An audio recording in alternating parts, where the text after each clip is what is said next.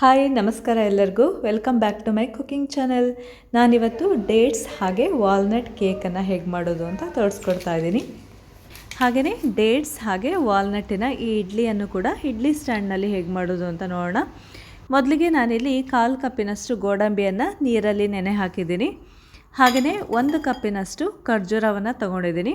ಖರ್ಜೂರವನ್ನು ಚೆನ್ನಾಗಿ ತೊಳ್ಕೊಂಡ್ಬಿಟ್ಟು ಈ ಥರ ಸೀಡನ್ನೆಲ್ಲ ರಿಮೂವ್ ಮಾಡ್ಕೋಬೇಕಾಗತ್ತೆ. ಹಾಗೆಯೇ 1/2 ಕಪ್ಪಿನಷ್ಟು ವಾಲ್ನಟ್ನ ತೊಗೊಂಡಿದ್ದೀನಿ.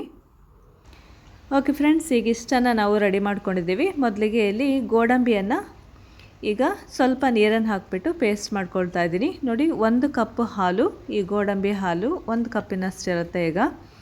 ಹಾಗೆಯೇ ಈ ಖರ್ಜೂರವನ್ನು ಕೂಡ ಸ್ವಲ್ಪ ನೀರನ್ನು ಹಾಕ್ಕೊಂಡ್ಬಿಟ್ಟು ಪೇಸ್ಟ್ ಮಾಡ್ಕೊಳ್ತಾ ಇದ್ದೀನಿ. ನೋಡಿ, ಖರ್ಜೂರದ ಪೇಸ್ಟ್ ಕೂಡ ಇಲ್ಲಿ ರೆಡಿ ಆಯಿತು.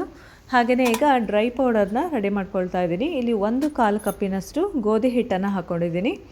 ಅದಕ್ಕೆ 1/4 ಟೀ ಸ್ಪೂನಷ್ಟು ಉಪ್ಪು, ಹಾಗೆ 1 ಟೀ ಸ್ಪೂನಷ್ಟು ಈ ಬೇಕಿಂಗ್ ಪೌಡರ್ನ ಹಾಕ್ತಾಯಿದ್ದೀನಿ. ಹಾಗೆಯೇ 1/2 ಟೀ ಸ್ಪೂನಷ್ಟು ಬೇಕಿಂಗ್ ಸೋಡಾವನ್ನು ಹಾಕ್ಕೊಂಡಿದ್ದೀನಿ. ಹಾಗೆಯೇ 1/4 ಕಪ್ಪಿನಷ್ಟು ಕೋಕೋ ಪೌಡರ್ನ ಹಾಕ್ತಾಯಿದ್ದೀನಿ. ಇವೆಲ್ಲವೂ ಕೂಡ ಚೆನ್ನಾಗಿ ಥರ ಜರಡಿ ಹಿಡಿಬೇಕಾಗತ್ತೆ. ಹಾಗೆಯೇ ಇಲ್ಲಿ ವೆಟ್ ಮಿಕ್ಸ್ಚರ್ನ ರೆಡಿ ಮಾಡ್ಕೊಳ್ತಾ ಇದ್ದೀನಿ. ವೆಟ್ ಮಿಕ್ಸ್ಚರ್ಗೆ 1 ಕಪ್ಪಿನಷ್ಟು ಈ ಗೋಡಂಬಿ ಹಾಲನ್ನು ತೊಗೊಂಡಿದ್ದೀನಿ. ಅದಕ್ಕೆ 1/2 ಕಪ್ಪಿನಷ್ಟು ಈ ತುಪ್ಪವನ್ನು ಹಾಕ್ಕೊಂಡಿದ್ದೀನಿ. ತುಪ್ಪ ಅಥವಾ ಎಣ್ಣೆ ಆಯಿತಾ. ಹಾಗೆಯೇ ಇದಕ್ಕೆ 1/4 ಕಪ್ಪಿನಷ್ಟು ಈ ಕರಗಿಸಿದ ಬೆಲ್ಲವನ್ನು ಹಾಕ್ತಾಯಿದ್ದೀನಿ. 1 ಕಪ್ಪಿನಷ್ಟು ಖರ್ಜೂರದ ಪೇಸ್ಟ್ ಹಾಕ್ಕೊಂಡಿದ್ದೀನಿ. ಯಾರಿಗೆ ಈ ಬೆಲ್ಲದ ಬೇಡ, ಬರೀ ಖರ್ಜೂರದೇ ಮಾಡ್ಕೊಳ್ತೀನಿ ಅನ್ನೋದಾದರೆ ಖರ್ಜೂರದ ಪೇಸ್ಟೇ ಸಾಕಾಗುತ್ತೆ. ಹಾಗೆಯೇ ಒಂದು 2-3 ಡ್ರಾಪ್ಸು ವೆನಿಲಾ ಎಸೆನ್ಸ್ ಹಾಕ್ಕೊಂಡಿದ್ದೀನಿ. ಈಗ ಈ ಡ್ರೈ ಪೌಡರ್ನ ರೆಡಿ ಮಾಡ್ಕೊಂಡಿದ್ವಲ್ಲ, ಅದನ್ನು ಈಗ ವೆಟ್ ಮಿಕ್ಸ್ಚರ್ಗೆ ಹಾಕ್ಕೊಂಡ್ಬಿಟ್ಟು ಈಗ ಚೆನ್ನಾಗಿ ಕಲಗಿಸ್ಕೋಬೇಕಾಗತ್ತೆ. ಓವರಾಗಿ ಕೂಡ ಕಲಿಸ್ಬೇಡಿ, ಸ್ವಲ್ಪ ಸ್ವಲ್ಪನೇ ಹಾಕ್ಕೊಂಡು ಮಿಕ್ಸ್ ಮಾಡ್ಕೋಬೇಕಾಗತ್ತೆ ಈ ವೆಟ್ ಮಿಕ್ಸ್ಚರ್ಗೆ. ಹಾಗೆಯೇ ಮಿಕ್ಸ್ಚರ್ ಗಟ್ಟಿಯಾದಲ್ಲಿ ನೀರು ಅಥವಾ ಹಾಲನ್ನು ಆ್ಯಡ್ ಮಾಡಿಕೊಂಡು ಮಿಕ್ಸ್ ಮಾಡ್ಕೊಳ್ಳಿ. ಅದಕ್ಕೀಗ ಈ ವಾಲ್ನಟ್ ಹಾಗೆಯೇ ಚಾಕೋ ಚಿಪ್ಸನ್ನು ಹಾಕ್ಕೊಂಡಿದ್ದೀನಿ.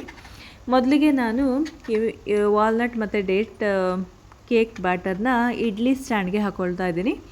ಇಡ್ಲಿ ಸ್ಟ್ಯಾಂಡ್ಗೆ ಹಾಕಿ ಫಸ್ಟು ಸ್ಟೀಮ್ ಮಾಡ್ಕೊಳ್ಳೋಣ. ಇದು ಡೇಟ್ಸ್ ಹಾಗೆ ವಾಲ್ನಟ್ಟಿನ ಇಡ್ಲಿ ಆಯಿತಾ. ಇಡ್ಲಿ ಸ್ಟ್ಯಾಂಡಿಗೆ ಹಾಕಿ ಇದನ್ನು ಬೇಯಿಸ್ಕೊಳ್ತಾ ಇದ್ದೀನಿ. ಒಂದು 20 ನಿಮಿಷ ನಾನು ಇಡ್ಲಿಯನ್ನು ಕುಕ್ ಮಾಡಲಿಕ್ಕೆ ಬಿಟ್ಟಿದ್ದೀನಿ ಈಗ. ಹಾಗೆಯೇ ಈ ಉಳಿದಿರ್ತಕ್ಕಂಥ ಡೇಟ್ಸ್ ಆ್ಯಂಡ್ ವಾಲ್ನಟ್ ಕೇಕ್ ಬ್ಯಾಟರ್ನ ನಾನೀಗ ಓವನಲ್ಲಿ ಬೇಕ್ ಮಾಡ್ಕೊಳ್ತಾ ಇದ್ದೀನಿ. ಒಂದು 30ರಿಂದ 40 ನಿಮಿಷದವರೆಗೆ ಇದನ್ನು ಬೇಕ್ ಮಾಡ್ಕೊಳ್ತಾ ಇದ್ದೀನಿ 180 ಡಿಗ್ರಿಯಲ್ಲಿ.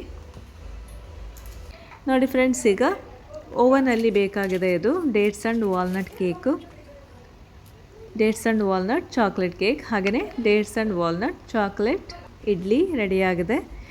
ಮಕ್ಕಳಿಗೆ ತಿನ್ನಲಿಕ್ಕೆ ಕೂಡ ತುಂಬಾ ಇಷ್ಟ ಆಗುತ್ತೆ. ನೋಡಿ, ನೀವು ಇಡ್ಲಿ ಈ ಥರ ಮಾಡಿಕೊಟ್ರೆ ಮಕ್ಕಳು ತುಂಬಾ ಇಷ್ಟಪಟ್ಟು ತಿಂತಾರೆ. ಹಾಗೆ ಇದು ಕೂಡ ಆರೋಗ್ಯಕ್ಕೆ ಒಳ್ಳೆಯದು. ಓಕೆ ಫ್ರೆಂಡ್ಸ್, ನೀವು ಕೂಡ ಮನೆಯಲ್ಲಿ ಖಂಡಿತ ಟ್ರೈ ಮಾಡ್ತೀರಾ ಅಂದ್ಕೊಂಡಿದ್ದೀನಿ ಈ ಕೇಕು ಮತ್ತು ಈ ಇಡ್ಲಿಯನ್ನು. ನಿಮಗೆ ಈ ರೆಸಿಪಿ ಇಷ್ಟ ಆದಲ್ಲಿ ಒಂದು ಲೈಕ್ ಕೊಡೋದನ್ನು ಮರಿಬೇಡಿ.